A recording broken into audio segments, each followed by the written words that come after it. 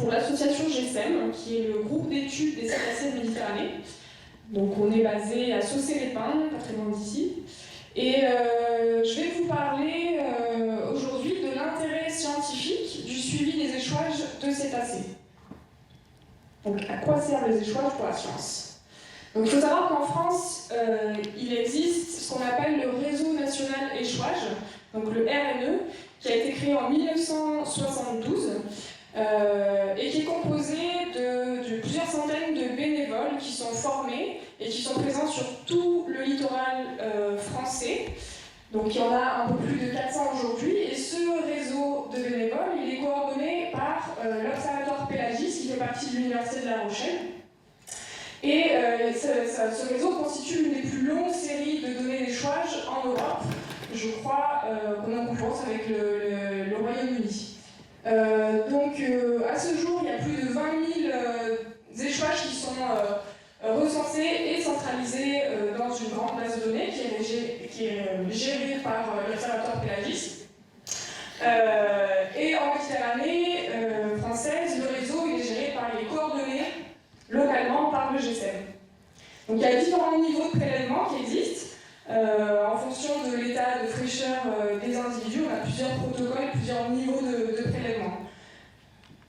Donc il faut savoir qu'en France, il est obligatoire que chaque échouage fasse l'objet d'une intervention par des personnes qui sont mandatées et formées pour intervenir.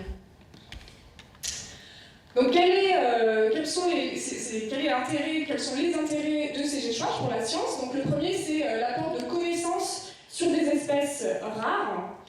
Donc on a par exemple en Méditerranée des espèces qui ne sont connues que grâce aux échouages.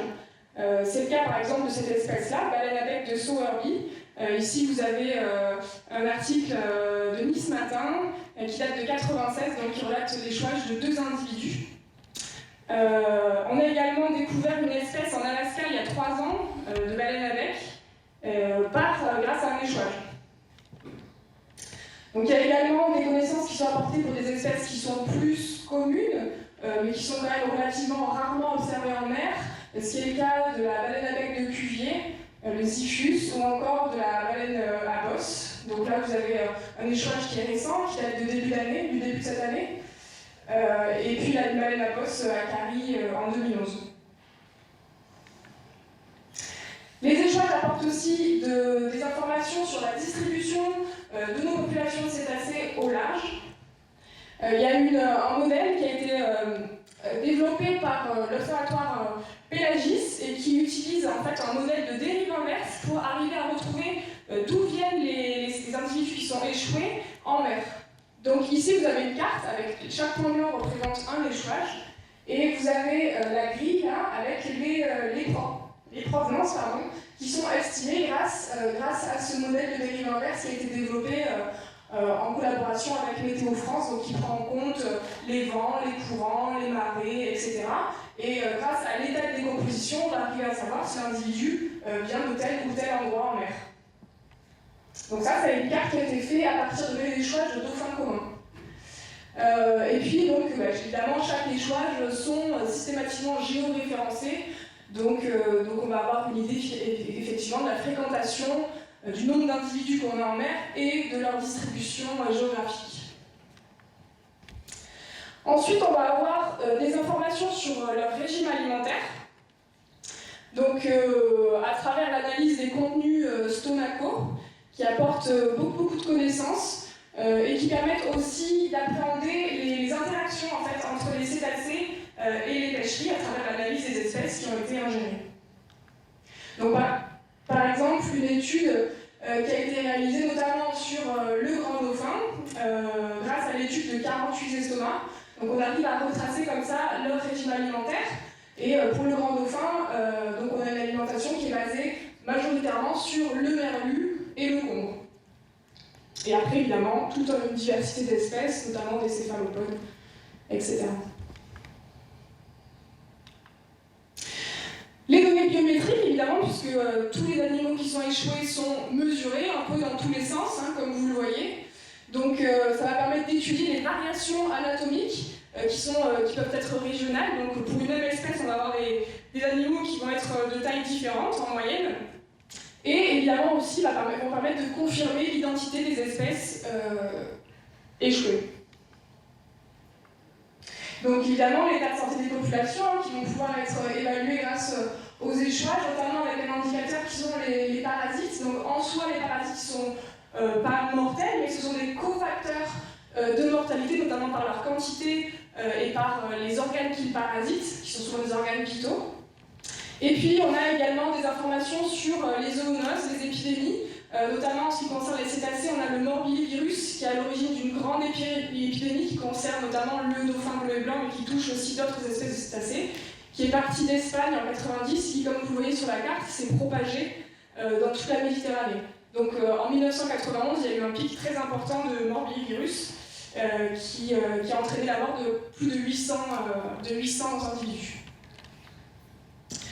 Ensuite, on va avoir des informations sur la structure des populations. Donc, par structure, on entend l'âge et le statut reproducteur.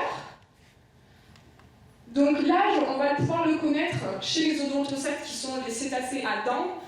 Donc on a deux familles chez les cétacés, les odontocètes et les mysticètes. Les mysticètes sont les cétacés à fanon, les baleines.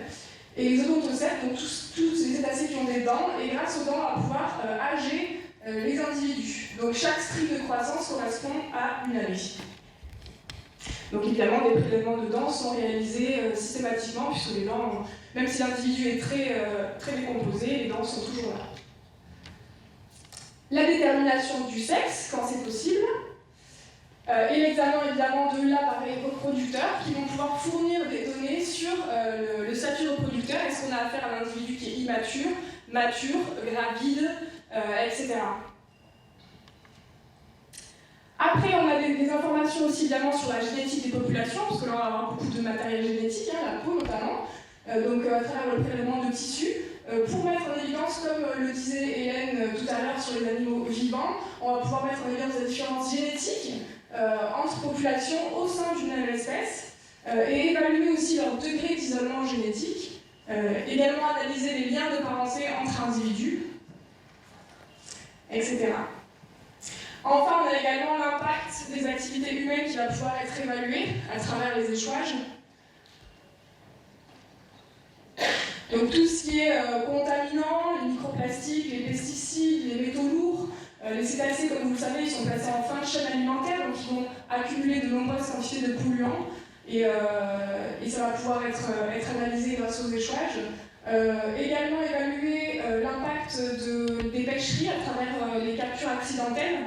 Donc ça, on arrive à savoir quand un dauphin a fait l'objet d'une capture accidentelle. En général, il y a des marques, des blessures qui sont particulières. Donc par exemple, une caudale sectionnée de manière très nette, c'est souvent le signe que le dauphin s'est enchevêtré dans un filet et a été coupé par le pêcheur pour s'en débarrasser.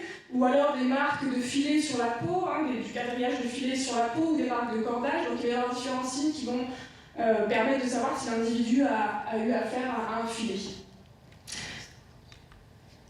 Ensuite, on a évidemment la problématique des collisions qui vont pouvoir être mises en évidence par les échouages. Donc les collisions concernent majoritairement les grands cétacés, cachalots, rorquals. Et cette source de mortalité qui a été révélée par le suivi des échouages a mené à la mise en place obligatoire d'un système anti-collision sur un certain nombre de bateaux qui croisent dans les eaux du sanctuaire Pélagos. Donc là, on suppose que cette baleine a fait l'objet d'une collision, a subi une collision grâce à la marque rouge qu'on voit sur le fond. Je vous remercie de votre attention.